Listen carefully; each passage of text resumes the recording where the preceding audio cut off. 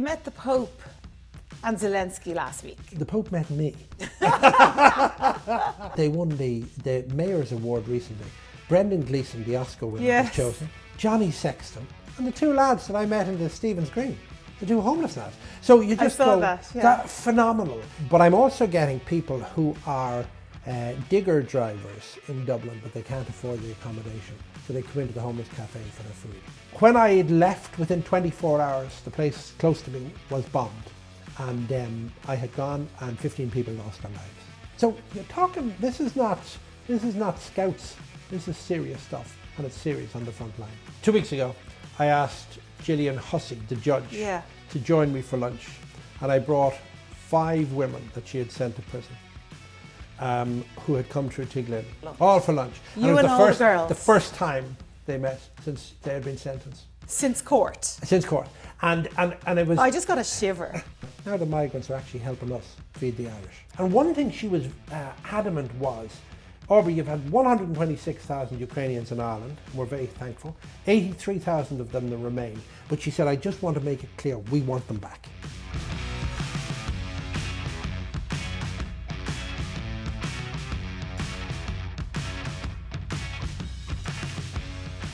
Right, last time we spoke, probably a couple of years ago, you were deep in the kind of frontline work in Tiglin. Well, that's kind of mainly what our conversations was about.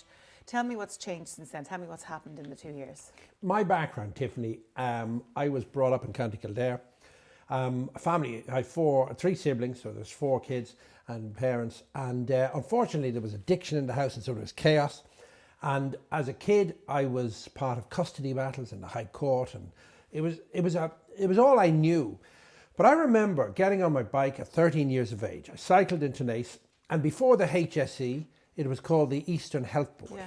And I went in, I knocked on the door and went into the Eastern Health Board to the reception lady, and I said, listen, I need help. There's problems at home.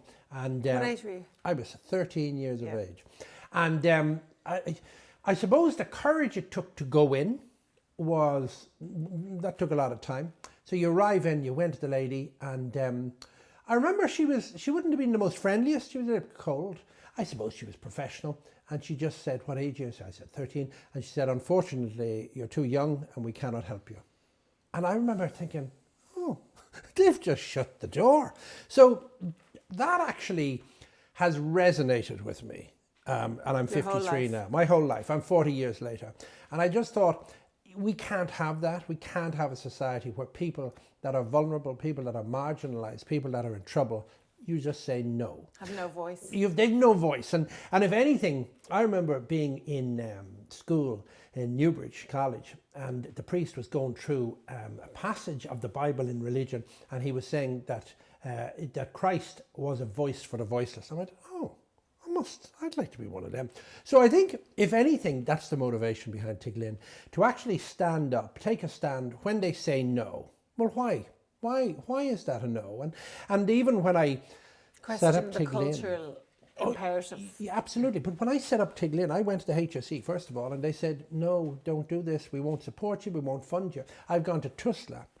We've set up a new centre in Naas. Actually, you were at the opening of it, and it's there for 4 years now. And I went to Tusla and I said, this is what we want to do for young people coming out of care. And they said, no, there's no need.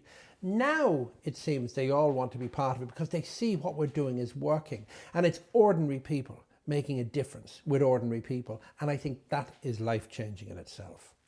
So that's happened. So that's a lovely bit of context and a bit of texture and a bit of background. Tell me about the people that you're working with. You said it's ordinary people helping ordinary people. What keeps people I always remember the phrase, your tagline was that you help people who are trapped in a cycle of homelessness and addiction, right? So that was what in my head, that's what you do.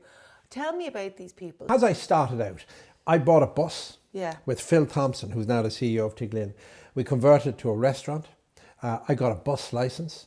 And we went out on the street, and that's 20 years ago. And I used to pull up under Cleary's You were clock. driving? I was driving. I was the bus driver. And I met the most amazing people. And one of the first people I met was a guy called Ger. He was homeless. He was in addiction. Yeah. He was 14 years on heroin. Ger is one of my senior managers. I'm not speaking out of turn here. His story is well known, but it just showed me that you're not able to change the wind, but you can adjust the sails. And what we did with Ger is we adjusted the sails. We gave him an opportunity at rehab. We gave him an opportunity at education. We gave him an opportunity at housing. And all of those things together, they work at changing a person's life. So often people that we work with never had an alternative, and they get caught in the cycle of addiction, the cycle of trauma, the cycle of homelessness, and they need a way out. So how do you stop that cycle? So if anything, Tiglin by default has become something that actually there's an alternative way. There's a difference here. So we were talking about this earlier. So it's when life goes down that road, you lose your own sense of value or worth, or, and maybe you never had one. Maybe because you grew up in chaos, maybe you never learned to value yourself. Maybe you had very low self-esteem. Maybe, where Tiglin, from what I've seen, gives that back to people. I think one thing about Phil, our CEO, he'd always say, how can we add value here? Yeah. So if somebody comes in and they're looking for help and they're strung out on heroin or crack cocaine or something, what we do now is we have a pre-entry course in our homeless cafe, the Lighthouse on Pier Street. And the pre-entry course, you can come in and you can be goofing. Now, goofing means you're strung out, you're like that. However, opioids, which you're goofing on, you can hear everything. You're as clued in. You might have the eyes shut, but you're still taking it in, which is fascinating. So often you'd see people on the street and you're thinking, he's out of his head. He's in his head. I met two people last night coming from a concert and they were strung out, and I met them on Camden Street. We had the best chat ever. And I'm just saying, come on lads, we need to get you sorted out. But my point is, if you give people an opportunity to change their lives, 9 times out of 10 they'll grasp it. Now there'll be falls along the way, but that's all part of it. is out recruiting. Exactly. On the street. But I always do. Camden Street. I came out of that concert, Don Baker was singing, and Don Baker he's an amazing man. He had his own issues in the past, and he comes in now to our Lighthouse Cafe and he sings, and he just gives it up. He gives his heart. So I was coming out of his concert and I saw 2 people that were tapping for money, and I go, oh, Gavin, I know him. And he said, oh, what are you doing here? So I was explaining. But these are genuine guys, girls, whose lives have come undone. And all they know is trauma. I remember one of the first cases in Tiglin. They're almost self-medicating. Yeah. Probably, it's like an anaesthetic. Yes. Yes. I've been abused all my life. I remember one guy, and he was the East Coast's #1 criminal, okay? And he came in, and I remember hearing that this guy's coming into the centre, and there was trepidation, sort of, what's this guy like? So I brought him for coffee. I said, tell me a story. And he was a hardened guy. Yeah. So I got talking to him. His father died when he was 7 years of age in a car crash. His mother used to drink quite a lot, so she used to bring different guys home to the house. He'd be there. He used to get trashed around a bit, and he used to wet the bed. So the mother used to come in, check his bed. If he wet the bed, she'd get his face, rub it around the inside of the toilet bowl, okay? 7-year-old kid, all right? So what he used to do is he used to listen to mom coming in. He'd put on his school uniform, school bag, jump out the window and walk around the local town until school started the next morning. So you have a 7-year-old kid, okay, who is now absolutely in trauma, but that's his life. Now you've got a 27-year-old guy coming into Tiglin as the #1 criminal on the East Coast. Is he really? You're dealing with a kid who never ever got a chance. And so I think Arrested Development. But that is huge, and it's perhaps understated. The guys, the girls that we meet, if they went onto heroin at 14 years of age and they're now 40, you're dealing with a 14-year-old. You're dealing with someone who never had the opportunity to look at education or to look at fashion or to look at life differently or to travel. You're dealing with somebody that got caught in a cycle. So the thing is to break that cycle. That takes time, but that takes support. But it takes support in all areas, and that's housing, that's education. And there's no silver bullet. No. So let's talk about the different strands to the solution. So housing. So giving them a home. I've always used the example. If Aubrey got sick in Nace with addiction, you can't send Aubrey back to Naas, especially not immediately. So the pathway which we did with the bus was to get people into rehab. So we bought the National Mountaineering Centre. We got a 110% mortgage from AIB in 2008. Crazy. The most maddest thing we've ever done, but it worked. So then we find that people that are in rehab, they can't go back to the place they got ill in the first place. So you need a housing option. So we did that in Greystones. Housing it can't be, again, overstated. In 2016, I spoke to the joint houses of the Oireachtas about homelessness and housing and about how we need an option to provide a housing support for people that have dual diagnosis, mental health issues and addiction. The minister at the time was Simon Coveney. He said to me, and it's on record, that homelessness is going to be eradicated by 2020, okay? At that time it was 6,000. We've nearly tripled that now. I came up with an option. I had worked with Phil and a number of the team about giving an option of a financial incentive for people that are in addiction, that they could go to rehab, wouldn't lose their housing benefit, and let's see if we can square the circle, as they say. But the minister said on record that that would be an illegal payment. It is not practical, it couldn't be done. In 2022, we have a war that broke out in Ukraine. What do? We come up with a payment called the ARP. It's exactly what I had put forward. So, what's and good... we very quickly built modular homes for the Ukrainian We took people. in 100,000 people, which was rightly to do. Yes. And it worked out very well. Yes, it's worked out well for our society. It has wonderfully and worked. our labour force. Yes. But 16,000 people are on the emergency accommodation list, and we are not treating it as an emergency. And I just think the numbers, even though they're big, they're small compared to the 100,000 Ukrainians. Yes. And I just it just shows we can rise to the crisis. We can solve crises quickly when we dispense with the... But you look at COVID. The barriers. Look at COVID. What we did in COVID. We turned hospitals, clinics into COVID wards overnight. City West, that became a COVID centre. Yes. All of this type of stuff happened. And there was all of the NGOs, all of the government departments sitting around a table. Okay, so now you've hit the nail on the head.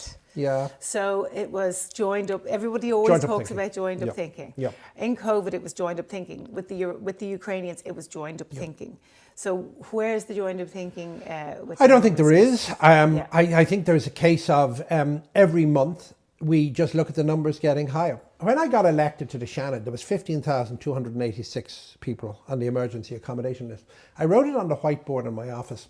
I'm 6 months in there now, and I'm on the housing committee. We're now over 16,000. We have 5,058 children that are homeless, that are in emergency accommodation. That's unforgivable. In 2025, you've got kids that are in a hotel room tonight or a hostel room and they're doing their homework. They can't have friends over to play. They can't cook in the room. They have to go down and sit in the canteen. They can't. So that's not a life. There will be a penalty to pay for that with those children down the line, because the trauma, the mental health issues that could bring about, don't underestimate them. It'll cost the state money, it'll cost our society, it will lead to antisocial behaviours, it'll lead to an increase in marginalised people. And as a state and as a society and as a culture, we're going to have to deal with that. And I also think it could lead to legal challenges for being left in a homeless hub as a family of kids, etc. That's a whole area. Human rights. Human rights, absolutely. And there's been a recent EU ruling that the migrants that are coming into Ireland, because of our EU obligations, we have to provide funding and a housing for them. And if we don't, we're penalised. So we have to be very careful that we don't create a scenario where society is unequal for different races, different people, including our own. I think we've already done that. Well, I'm seeing it, even before, I've been doing this for 20 years, and perhaps the demographic has changed. Now I'm getting people, a lot of people from foreign countries, but I'm also getting people who are digger drivers in Dublin, but they can't afford the accommodation. So they come into the homeless cafe for their food and they sit down, they listen to music and and I just go, wow. There's guys that I know that are sober, that are lads that are working 9 to 5 and are living in tents in Dublin. tents that we provided. Irish lads. So what's a living wage if you've got a housing crisis and owning or renting is beyond the reach of your wage? Well, if you look at the starter homes in Dublin now are $500,000. So in order to buy your first home, you have to be on over 100,000. How does a graduate or somebody getting into the workplace, how would they get a job for 100,000? I mean, that's just nonsensical, but that is the state of the economy. You mentioned the Seanad, you know, you're a member of the Oireachtas. What say you to this notion that it is merely a holding pen for the Dáil? I will say, I perhaps was a bit naive going into the Seanad. Amazing people in there. I would have, your listeners would probably have remembered David Norris. Mm-hmm. So David Norris was the Trinity Senator, very posh, James Joyce, you know, very posh. That's why I'm wearing this. I look like him. And anyway, so he would have done a lot in the area of LGBT. He was very much out there and progressive. Yes. I replaced him. So just for your listeners to know, so that's the seat I have in the Seanad. One thing that disappoints me in there is in the Oireachtas as a whole, it looks like the focus is on the next election. Yes. I thought the focus was going to be on solving the housing situation. Let's see if Uisce Éireann can get more money so that we can actually have a water supply that works in Ireland. Let's see if the tenant in situ programme can be expanded with further money from the Department of Finance and the Department of Housing. We're awash with money. So I've heard that many times, but I will say the focus, if there was one fault for the Oireachtas, the focus is you have to get elected again. So that's a pity because it's distracting. And also, yes, if your electorate is distracting you from the job absolutely you want to do. And if your electorate is the county councillors, let's say in the Seanad, or you have to make sure that when you speak, it entertains them rather than challenges in any way. I know. And I'm not saying there are issues but to challenge, but I am saying if there are, well, you're not really free enough because the people are watching you. So that's frightening. But I can't imagine you, Aubrey, because I've known you for a long time now, ever holding back on saying something that's controversial or challenging. Listen, I'm independent. I have never, if you asked me 4 years ago, in fact, at the last time we talked, I don't think a senator was even on the horizon. No. So to be even a senator is something like, people call me on the way in, the ushers would always address you as senator, and I'm looking, oh yes, that's me. That's me. So, and I remember the first few days I said to some of them, no, call me Aubrey. They said, no, we can't. There's protocol in there. But no, I would never compromise on what I believe. I think if you do, you lose your soul. Do you know one of the first things I did when I was in there? I go to my homeless café, the Lighthouse, every Thursday. And I always sit down with the guys, the girls there, and I see who's new. And I sit at the table and I have my dinner with whoever. New people wouldn't know me, so I sit down and then they'd ask me how often do I come there, and I'd ask them. So what I did was I asked Alan Bobbinack, our manager, I said, will you pick 14 people that are service users, and I want them to come to the Oireachtas, the members' restaurant, which is only for ministers, TDs, senators, and I want to bring them in for dinner. So I brought 14 of them in, and you could see sort of eyebrows raised, sort of, what's this fella at? But the reason I did that, I wanted the people that I know from the streets, I wanted them to know that I'm the same Aubrey. I might have a suit on and I might be in this big fancy house, Leinster House, but I'm the same guy. And also, I think you could What's the Bob Dylan line? You've said many times that you're better than no one and no one is better than you. And if you really believe that, you've nothing to win and you've nothing to lose. And I think I have always shown that people that never had a chance, they need to be included. Social inclusion cannot, I always focus on that. And if you look at Tiglin now, the people that volunteer at the Lighthouse, the people that run, we've 8 centres now, they are people that I would have met on the streets, people that I would have met in adverse circumstances. And today, they are kicking the ball out of the park. And that is so encouraging. That's a good news story. And it's something, you know, there's people out there watching that have family members in addiction. Never, ever give up. But what I like about what you did was not only did you show the people from the Lighthouse that they are as entitled to come and have their lunch in the Oireachtas as you, but you also showed the people that have their lunch there every day. You brought the street to them. You brought the issues to them. you may have opened their eyes. Because sometimes I feel like with charity, I worked in animal rescue for a long time, and people they will give money to rescue the animal that's there in front of them that they can see, but they can't think about all the ones that they can't see. Paul McCartney always said, if slaughterhouses had glass walls, everyone would be a vegetarian. And I think what you did there was, without knowing it probably, and that probably wasn't your intention, but you brought the issue into the Oireachtas. But I have always done that, and I think, again, it's back to the 13-year-old me.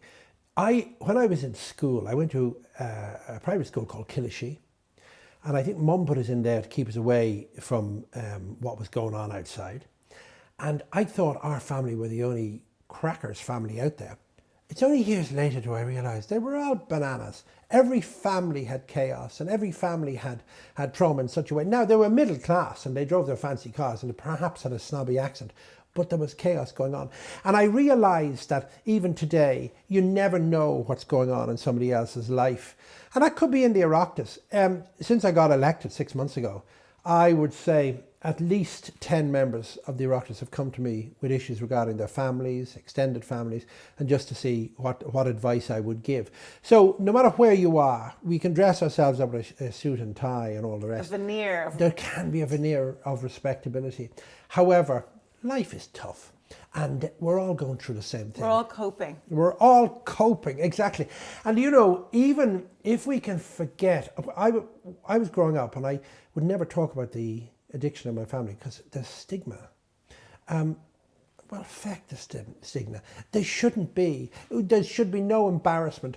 Recently I was asked to speak at a lunch, and I asked, it was a women's lunch, Sabina Higgins was a guest of honour.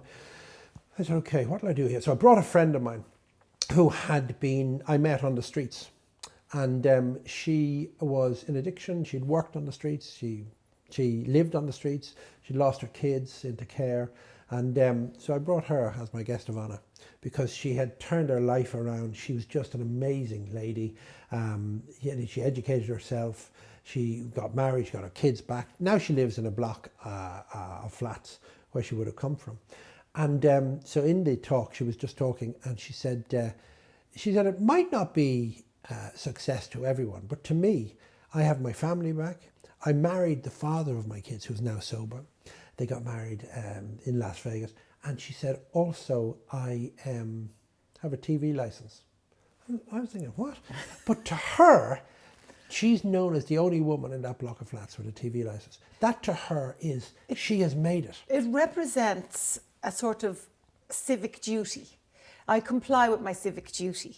I am now a fully paid up member of society. I'm contributing in a meaningful way, and that's that TV license, because it is the one we all try and dodge. Everyone tries and dodge it. You know, you get the letter in, you put it in a drawer, you forget about it for a long time. Then you get another letter and it says you're going to court, and you go, I better pay. Yes, Tiffany, but I was wondering, this is a fairly snooty ladies who lunch event. And I was thinking, I wonder how many of them have a TV license. Exactly. But what got me about that was it's something so simple. Yes. But to her, recovery, sobriety, getting my life in order was summed up. It was a representation. That piece of paper is a representation of that. It's clean, it's good, it's compliant. Absolutely. So look, we've talked a lot about the challenges, but can we talk a little bit about the good things that are happening? What are the good things that are happening? Okay, you've mentioned we've plenty of money. Let's do this, guys. Let's sit down and see if we can move forward in the area of housing. I'm on the housing committee. One thing I noticed, like we had a housing commission, okay? And the housing commission was put together by experts. For 2.5 years, they worked on how to solve housing. They came up with, I think it's 85 recommendations. So I come into the housing committee, and we have the housing commission before us. So I asked them where the report that was published, when was it published? A year ago. I go, oh, how come we haven't done anything with it? Well, it was given to the minister, but a year later. So you have gone from probably 12,500 emergency accommodation to 16, while this report is on a shelf somewhere. You have the numbers in your head. Yeah, so when you see that, you go, hold on a sec. Why haven't, we've got the experts, so we've got the plan how to fix it. Why haven't we fixed it. Like, this seems So, simple. and remember, I'm the new guy. This seems simple to me. And I asked the chair, and he said, well, that report has been submitted to the department. And I go, okay, but can we not, as a committee, ask why haven't we done anything? Well, they said, yes, you can. You can go to the recommendations and see why they haven't been implemented. So that's the next piece of work. But then I keep asking, okay, there's blockages. Yes. Where are the blockages?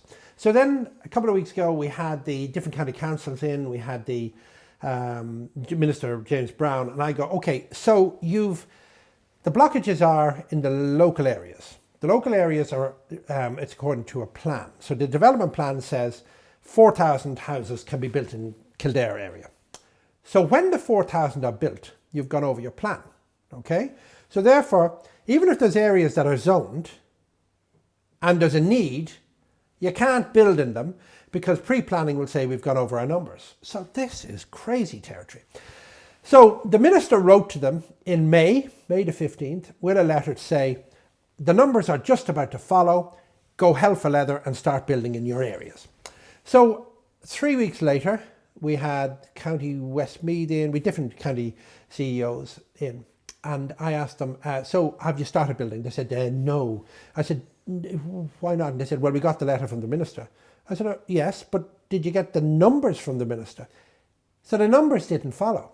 Okay, it took maybe 3 months for the numbers to follow. So for example, a couple of weeks ago, Kildare County Council got the numbers, 2,706 houses must be built in KCC each year for the next 10. So that's fine.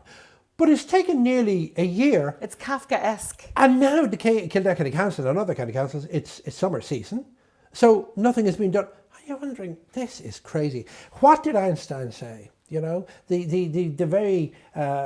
description of insanity is doing the same thing over and over again, and that's what we're doing. And so looking for a different result. I'm looking for a different result, and I'm saying, guys, you had your housing commission, you've got the number. Somebody pull out the fucking shovel and start building. I feel like it really takes one visionary to stand up and drive and have an ownership mentality. There is a dissemination of accountability and ownership across many different sort of state mechanisms. But Tiffany, this could be a good news story. You're Yes. asking for good news? Yes. 60, this could be a good news story if we could only get our hands out and do something. I will say we've had Uisce Éireann in. Okay. So the government targets are 300,000 houses over the next 5-6 years. So that's 60,000 a year. Wow, what a wonderful press release. Uisce Éireann come in and they say, our targets are 30,000 a year. We can't build any more because the water supply doesn't allow it. And you're wondering, guys, are you guys talking to each other? Clearly not. Then you have the ESB in, and they're saying they're at capacity in Dublin. Yes. They can't build anymore. And you're wondering, okay, but the targets... Can we not resource them? Can we not resource them? So the new national planning framework, the new plan that came out, is to resource them. Wonderful press releases. And if the government doesn't do this, and there's wonderful members in there, there's wonderful people that want to make a difference, but if they don't, I mean, I think the Irish people will hold them accountable, and then you want to be elected again. I'm telling you guys, you watch this space. And also, when you look at the vacancy and dereliction grant, wow, a wonderful press release, okay? A friend of mine applied for it. And you know him, Darius. He's a house in East Wall. He applied, bought the house. Okay, now you have to buy the house up front. So you have to pay full price.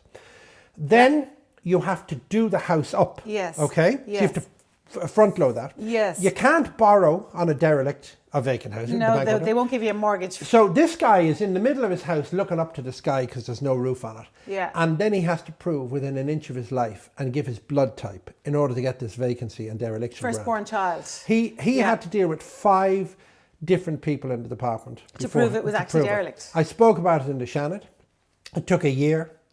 When he got it, it changed his life, and he got it. So when it works, it's amazing, but the department is not resourced. So if it's not resourced, well, then the press releases are no good. You need to make sure whatever we're putting forward, and that's the housing numbers, etc., that it actually, we have the resources to follow through on. The planning situation in Ireland is a shit show, absolutely. And that needs to be looked at. And how a person in Leitrim can object to you here putting up an extension on your house. And it doesn't cost them a penny. Hasn't cost them a penny. And it could take, I know one area we were working on, it took 4 years to try and get housing. So you just go, no, that's not well thought out. So you want the good news. Remember I asked you for good news. So Tiglin is an approved housing body, am I right? Yeah. Am I right? So you are obviously intimately acquainted now with all of these challenges because you're an approved housing body. What have you achieved? I mean, tell me about the people that you have. I'm going to give you an example. It's not example. enough to put a roof over their heads. I'm going to give you an example. Yeah. We had a place in Wicklow, and I had 28 guys living in it who were homeless. They'd come from addiction, and they were now living, working, and we were providing accommodation. Yeah. It was owned by a religious order. Yeah. Sometimes the religious orders aren't too religious when it comes to purchasing off them. But it was an American. So it was an American organisation who will remain nameless. I'm so tempted. But anyway, so I went to the minister. And the Minister for Housing was Owen Murphy. Owen Murphy said, unfortunately, this is a health issue because they had flipping addiction, a dual diagnosis, things like that. But I said, no, they're all sober. No, it's a health issue. I went to the health minister. He said, it's a housing issue. And I'm going, again, would somebody please talk to the other departments? And I find that since I came into Shannon, none of them talk to each other. Lack of ownership mentality. Oh, absolutely. That department has their budget, that department has their budget, and never the twain shall meet. Anyway, there was one girl in Wicklow County Council, Jackie, and she actually believed in what I was trying to do. And she sort of worked with me, and she kicked it out of the park, and we got it over the line. Wow. And so now that started us as an improved housing body. We now have 34 units of housing in Greystones overlooking the sea. Beautiful area with guys getting their lives back, progressing in jobs, in education, in social enterprise. And that allowed us show that this model of housing, which is transitional, can change a person's life. President Higgins was up and he was interviewed on RTE at the opening and Virgin Media, and he said that every county manager should ask themselves on Monday morning why they don't have a Tiglin housing facility in their area, because it's life-changing. So we won the Irish Council for Social Housing Awards with that model. And since that, we've done in other areas. We've done it in Bray, we've done it in Greystones around the corner, we've done it in Wicklow, British Bay, Naas, we're doing it in Dublin. So it's a case of the model works. I was recently, during the recess, I wanted to go around and see what's out there. So I started to visit other areas. And one of the areas I was in was Tabor House in Navan. And it's got 12 guys in a recovery programme. Brilliant guys. And now you can see when I went in, I'm a senator. Oh, here's this, another politician coming in to promise us. So I went in and I just listened to them.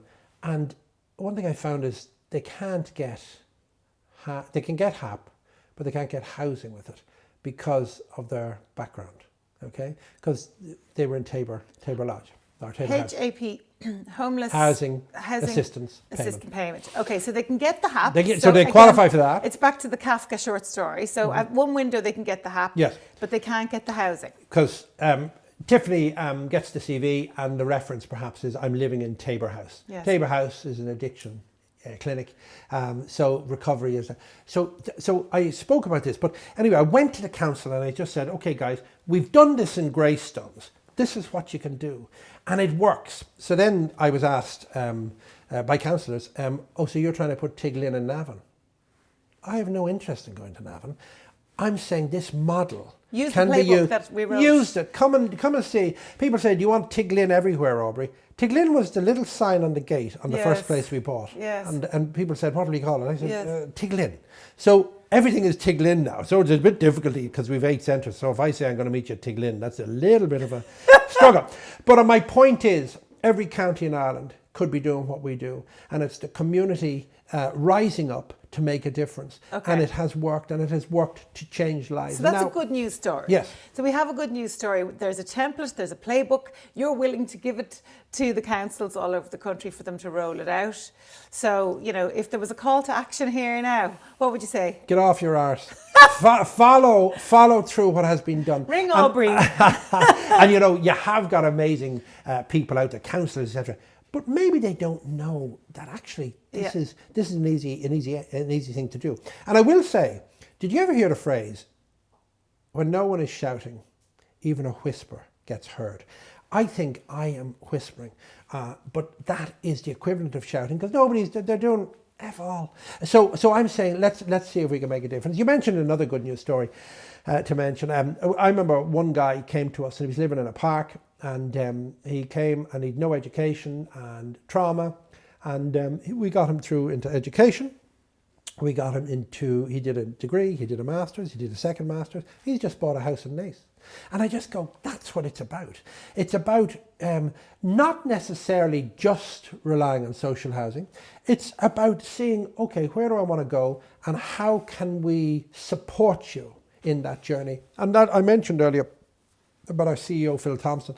He'll sit down, or his staff will sit down, and they'll ask Tiffany, where do you want to be in 2 years' time? Okay, now you're strung out on heroin, but I want to be a singer, or I want to be a makeup artist, or I want to be an architect. Okay, well, to get there, we need you to come down on methadone. We need you to get sober. We need to get you into housing. You need to do a course in makeup, beauty.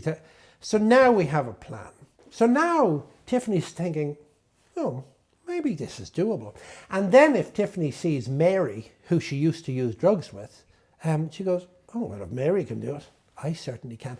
And I think that is where the community support and the groundswell progress is made. Yes, because the rising tide raises all the boats. Yeah, absolutely. So if you're in that community, you're observing, and the whole attitude and behaviour, they all kind of change together. And I will say, often people that I know that have come undone, especially in addiction, often they're geniuses.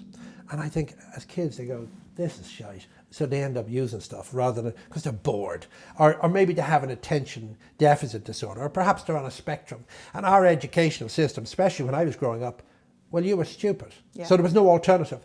Now we're looking at education that actually looks at the person, packages an education system for them, and actually they progress. You know, there's one guy I remember, and he used to tap, that means beg for money, outside the ATM on O'Connell Street. And I had the bus across the road, and I used to go over, get him coffee, and he started to come in, okay? And he said he would like to get sober. We got him into Tiglin. While he was there, an electrician was putting in new wiring. And he turned to the electrician and said, I'd love to be an electrician or an electronic engineer. Okay, and the electrician said to him, listen, you're just getting sober. He sort of tapped him on the shoulder and said, listen, I can teach you how to wire plugs. You're not really going to do much more than that. So that turned your man into, who the feck does he think he is? So that chap went and he studied electronic engineering. He's now an engineer. That guy is on, I'll tell you, a big 6-figure salary. He's doing amazing, and he's an example. Nobody knows his story, which I love. I want to get him on which I love. And do you know what I love about it is Tiglin was a chapter in his book, and it was a small chapter, but it turned his life around. And I'm always saying to the guys, the girls that come through the program, recovery is hugely important, but don't base your whole life on that as an identity. You know, hi, I'm Aubrey and I'm an addict. No, you're Aubrey and you're an artist who actually had an addiction issue, but you went to Tiglin or other places, and now you have a whole new life. That chap is working abroad, and recently 2 Hoovers were sent to the centre in Tiglin, the men's centre, and the secretary rang me and said, you got 2 Hoovers. And I said, oh, where did they come from? And she said, well, there's a letter with it, it's addressed to you. So she opened it and it said, hi Aubrey, this is blah blah blah, and when I was in the centre, it was always filthy down my end of the corridor. Here's 2 Hoovers to have. I just thought, that's life. That's life changing. It's good news, but not only is it good news, that guy has a mother, has a father, has children, now has a wife. The exponential impact here is phenomenal. And so I think that's how you change society. The ripple effect. The ripple effect is huge.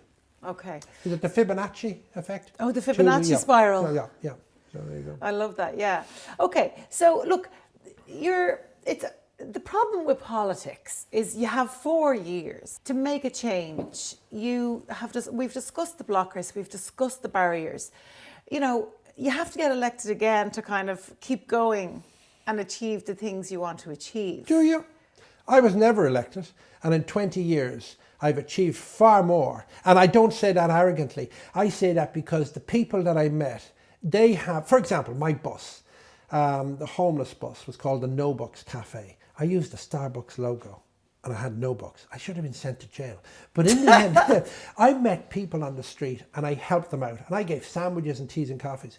They have now turned my homeless offering into something gourmet. You get the best of beef, you get pret-a-manger avocado and prawn salad. I have people queuing at 8:30 at night for the avocado and prawn salad because they come in at a certain time. Now they're living in a tent by the canal, but they want avocado and prawn, and preferably with couscous and quinoa. What's quinoa? Quinoa, whatever the hell that is. I don't even know what it is. So you just go, we've brought dignity to homelessness, and that is not done by me. It's done by the people I helped. So if anything, Tiffany, I see myself as a talent spotter. If I was in the football field, I know a goalie, I know a defender, and I've seen the most amazing people, but they were in chaos, they were low threshold, they were living on the streets, and I saw something in them that they didn't see in themselves, and then we've created an organisation that supports that. And you did all this without being an elected representative. And that's my point. Yes. So really, if you said to me, Aubrey, you're not going to get elected in a few years' time, it won't disturb my breakfast. You'll keep going. I'll keep going, and I'll be true to what I do. Yes. And I've always, and for example, I would meet now a lot of diplomatic corps people with the Shannon. But what I always do is I make sure they know what I'm about. So now at my homeless cafe, I have the Ukrainian ambassador cooking. I have cooking Ukrainian food. Last week we had the Nelson Mandela Day. Every embassy in the world has to do something for Nelson Mandela on that day. The ambassador was down cooking, the South African ambassador, all of the team from the embassy. We had South African flags. So every embassy that I get connected with, they now do a day down in the Lighthouse. And it shows that the people, the migrants that are perhaps question marks are over in Ireland, now the migrants are actually helping us feed the Irish. So you've more stones being dropped in at different parts of the lake and more ripples. Yeah. And maybe some of your ripples are happening at sort of in some of the higher echelons of power and politics and so on. But I think maybe you can't shut me up. So no matter where I am, yes, no matter who you're talking to, no matter who I'm talking to, listen, there's vibrancy in the stories that I represent. There is. And I know, there was a guy, he got into trouble and it was because of his addiction. And I saw something interesting in this guy. And I was in the CCJ, Courts of Criminal Justice, and I was there trying to get a driving license back for one of the guys. And anyway, we got it back, but I saw this guy in the dock. And he was a young lad, but he had 114 convictions. And I go, oh my goodness. Now, he didn't know me, but I'd heard of him and he was well known. And the judge adjourned the case and told him he's bad and blah, blah, blah. So I went up to the court clerk and I said, listen, I represent an organisation. I set it up to help people like him. Is it possible to talk to him? So he called over the man's barrister, and the barrister came over, and this guy, Joe, was introduced to me. And I told him, listen, Joe, you don't know me, but you're exactly why I set up an organisation called T-Lin. And I'd love to give you an opportunity to see if we could help you. I got a Facebook post that when I got elected into Shannon, and it was a message posted, and it just said, 10 years ago, I met Aubrey in the CCJ, and my life has been turned around. And you just go, wow. So even that, you just go, what we do changes lives. There's a guy who I never see, but I saw him in the Courts of Criminal Justice, and I took the opportunity to see if we could impact him, and his life has changed. He's got a beautiful girlfriend, he's working now, he's got his own house. He has nothing to do with me, but it's a life restored, you know. You met the Pope and Zelensky last week. The Pope met me. You know, with the Shannon, you do get to meet amazing people, and I've met, you know, recently I was asked, the protocol office in the Oroptis asked to meet me, and they said the Minister for Foreign Affairs for Croatia is coming over, and the Minister for Foreign Affairs Brazil is coming over, and they've asked to meet you. And I'm thinking, oh my God, I'm only new. Surely to God, I don't know what to do. So anyway, where you wouldn't see, the Merrion Square side is the VIP entrance for these people. So the first one was the Croatian Foreign Minister. So they drive up and I have to greet them on the step. And it's like a Monty Python video because I'm wondering, what have I to do here? And there's protocol and all the rest. So you get to meet amazing people. Then I was asked would I meet the Pope. Just before we talk about the Pope, why did they want to meet you? I think they've heard of me. Yeah. So, for example, the Croatian foreign minister, I helped 2 Croatian kids out years ago. Yes, and Alan and Jay. And they've become famous in Croatia. Yes. Do you know they won the Mayor's Award recently? Brendan Gleeson, the Oscar winner, was chosen. Johnny Sexton, and the 2 lads that I met in the Stephen's Green. The 2 homeless lads. So you just that's phenomenal. And that's groundbreaking. So their Prime Minister was over last year and he met the President. He was only here for 1 day. He met the President, he met the Taoiseach, and then he took the 2 lads for lunch. And I just go, where would you get that? So their Foreign Minister was coming over. So they're saying, who's this Aubrey guy? Yeah. And so he wanted to meet me. So then the Brazilian and then the Slovakian Foreign Minister. So all of those you get to meet. We want to meet Aubrey. Yeah, I want to meet Aubrey. So you meet the most amazing people. I always share what I do. Yes. And I think for them, it's a contact in the Parliament as well. Yeah. And then, so the Pope, I was en route to Ukraine. Okay, don't ask me what I was doing in Rome. There's a road that goes that way. So, and then I was offered a private audience with the Pope, and I met him. I told him about Tiglin. Yeah. The reason I did that, I'd be friendly with the Papal Nuncio here. I'd be friendly with the Peruvian ambassador. And both of those, the Papal Nuncio worked with Pope Leo. And I'm not the most religious, so I don't get the, the Pope type thing. But I see him as a human who actually has done work in Peru. And he got his hands dirty. I've done the same over here. So, what was the movie? Conclave? Conclave, that was fascinating. Brilliant, wasn't it? Yeah, scared the life out of you how it's all done. Yeah. And they gave me a tour of the Vatican. I was walking in there, I was thinking, wow, this is mad. Yeah. If my mother was alive, now she would be delighted with that type of stuff. My son. Yeah, my son. Yeah, exactly. So, and I gave him, in Kildare, we have St. Bridget's Day now, it's a national day. So there's a St. Bridget's Cross. And the CEO of Kildare County Council, Sonia Kavanagh, gifted me a special presentation box. So I brought it over to wear over there. And I saw different people giving him stuff. So I took it off and I had the box, put it back in the box, and I gave it to the Pope. So there's my gift. Oh, thank God I hope he's not watching because, but so he got that. And then I flew then to Warsaw and I met with representatives of the Ukrainian embassy and I went to Ukraine then from is it Shemezel, I think it's pronounced. So I was in Ukraine last Monday. Have you the selfie handy? Oh, I do. Yeah. Yourself and Zelensky. Yeah. Where's my phone? Okay. Do you want that? Yeah, I want to have it. So and I met the Prime Minister over there. But then I went for lunch with this girl here. This is Ivana, who's number 2 in the opposition. Fascinating lady. And one thing she was adamant was, Aubrey, you've had 126,000 Ukrainians in Ireland, and we're very thankful. 83,000 of them remain. But she said, I just want to make it clear, we want them back. So very adamant about that. There was, that's Independence Square.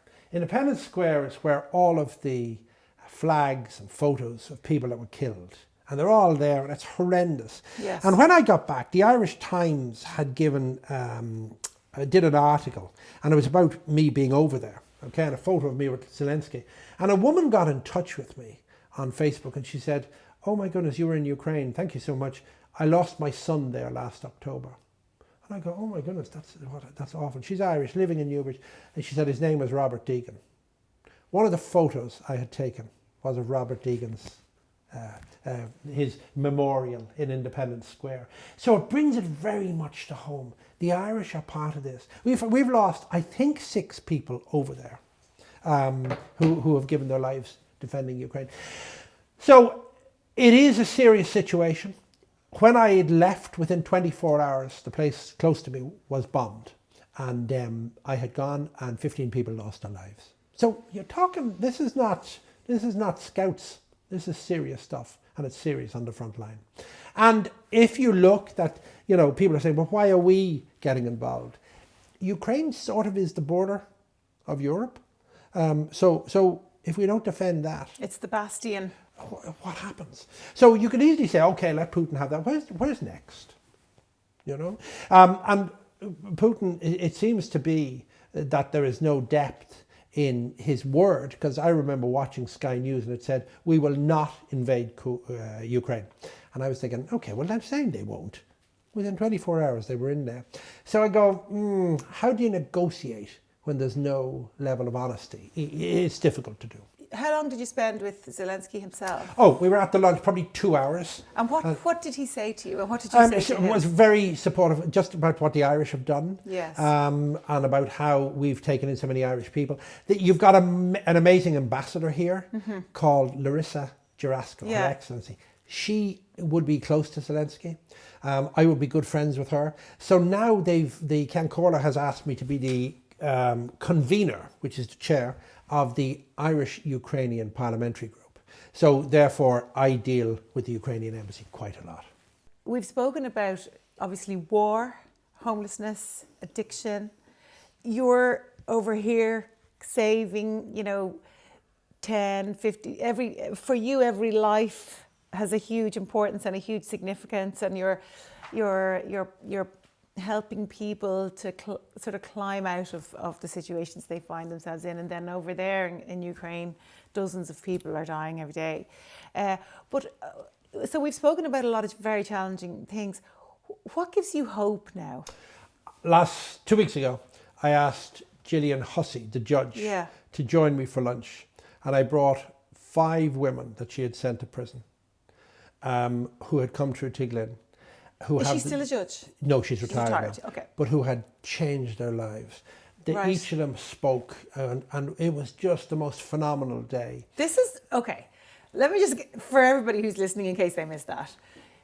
Gillian Hussey is a judge, a retired judge. She sent some women to prison. 5 of them ended up in Tiglin, and you took them all for lunch. All for lunch. You and all the girls. The first time they met since they had been sentenced. Since court. Since court. And it was... I just got a shiver. And it was just the most inspirational. I sat down and I just go, it is my absolute privilege to be in the company of such amazing women. And I think I remember my mom, even in the midst of chaos, she was a strong lady. And even though the shit hit the fan, she had a hat and she had pearls, and you kept going. And she did so with dignity. Each one of those girls, there was a girl called Edie. Edie works in my Lighthouse, and she's the key worker. What the most amazing, beautiful lady who actually had no chance growing up and grew up in chaos. She was there as one of the women. Wow, what a beauty queen. Then you had Brona, who is an outreach worker for the East Coast, Wicklow County Council. Just phenomenal, lived experience, but professional to the fingertips. You had different people there, and all of these women went to prison. Yeah. Some got suspended sentence, but they all appeared before Gillian. Let's say. Yeah. And how did Gillian feel meeting them all? What was her response? It sort of showed me that here's a judge that actually she had a heart. Now Gillian is a huge supporter. She's a huge supporter. Yeah. But when you meet her, you think, oh my God, this is a Rottweiler. Formidable. And I would introduce her to, let's say, a politician. She's no time for them at all. No time. Ugh, crowd of shits. Doesn't want to meet them. Whereas the girls, I knew, once she knew they had changed their lives, she's totally on board. So we were there, that lunch took 3 hours, Of course it did. Women can talk. Of course. But it just showed me that actually what started years ago is actually continuing on. And now what I'd often listen to people on radio, or I was watching the Late Late Show during the last season, and there was a person on it that had come through our programme. Now nobody knows that, but you just go, wow. So now what we're doing is seeing that, changing people, but those people are going on to change other people. And that's the Fibonacci or the exponential effect. If someone watching this is struggling with addiction or homelessness, or they're in crisis, what would you say to them? I would say, never, ever give up hope. I have seen people who were written off by society, and today they are doing better than you and I. So often, if help can be packaged in a certain way that is amenable to the individual, it can change their life. And I always remember Bishop Desmond Tutu. He said, why the hell are we pulling people out of the river? Why don't we go back upstream and see where they're falling in? And I think if anything, Tiglin is up there trying to stop them falling in. And that's what we're doing, and doing it well.